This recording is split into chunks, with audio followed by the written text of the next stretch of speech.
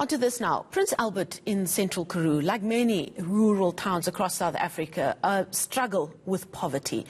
Prince Albert is in the Western Cape. Now, with the lockdown in place, things are even tougher.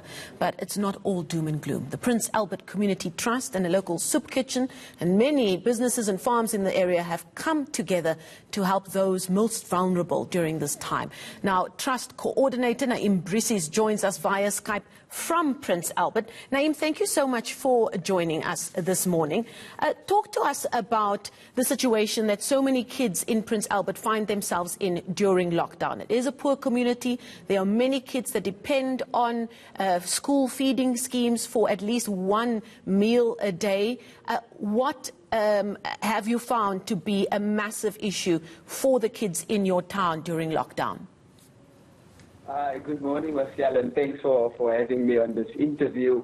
So, yeah, I think this corona pandemic caught us all by surprise.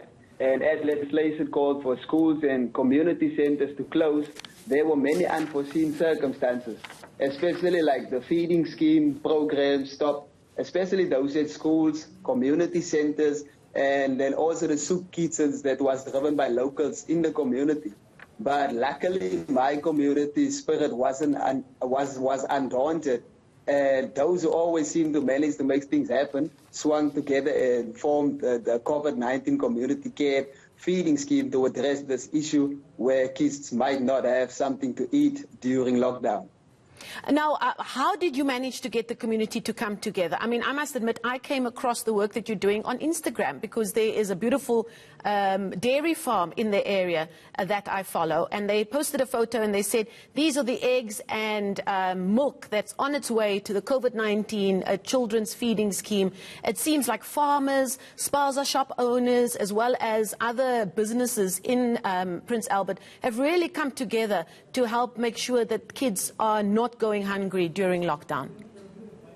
Yeah, so Marcia, what you see is a product of years of engagement with these people. So I think in Prince Albert over the years, I think in every community we struggle to work together, and I think this is something that we have been working on for years as a trust and as a community as well. So one of the things was also to strengthen the relationships between stakeholders and with other community development initiatives in Prince Albert. So instead of ourselves doing our own things, we decided, in spite of our differences, to work together to tackle this challenge that we have during lockdown. So I definitely think maybe it's a miracle, but in this time our people seem to be very keen to work together and not doing their own thing. So I think it's just the heart of the Karoo. Now, we're looking at visuals that you provided us showing us how your soup kitchen is working during lockdown. Give us a quick idea of how you go about putting those meals together. And are you also teaching kids around sanitation with relation to coronavirus at the same time? Yes, we actually have a nice system going. So what happens is when the kids come to the center, we have a space that we dedicate for lining up. So what we do is we pack cones, we distance them like 2 meters away from each other, like to keep the social distance rule. And what we then do is we have volunteers circulating around, constantly reminding them and asking them, do they remember how to wash their hands?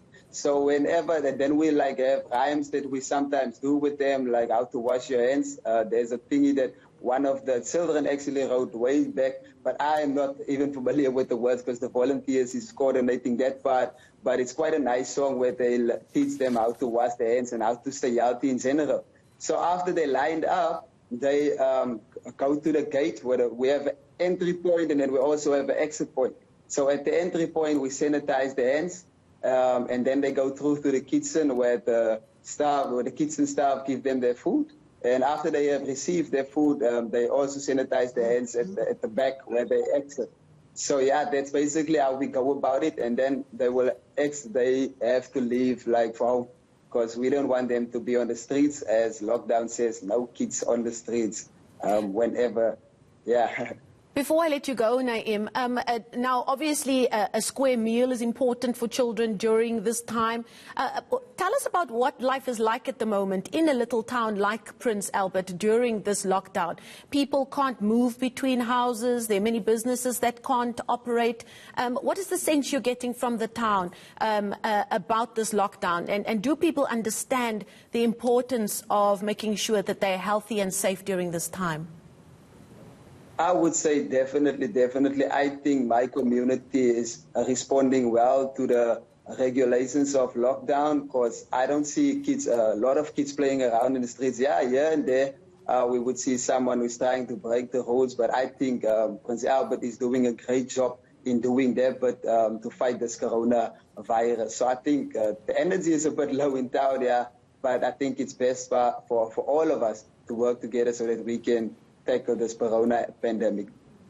Well, we'd only like to thank you for your efforts in making sure that the kids in that area who need it most are fed. That's Naim Brises. He and a team and various members of the community in the little town of Prince Albert have come together to ensure that the kids do not go hungry in that area. And they were the Prince Albert Community Trust and a local soup kitchen there.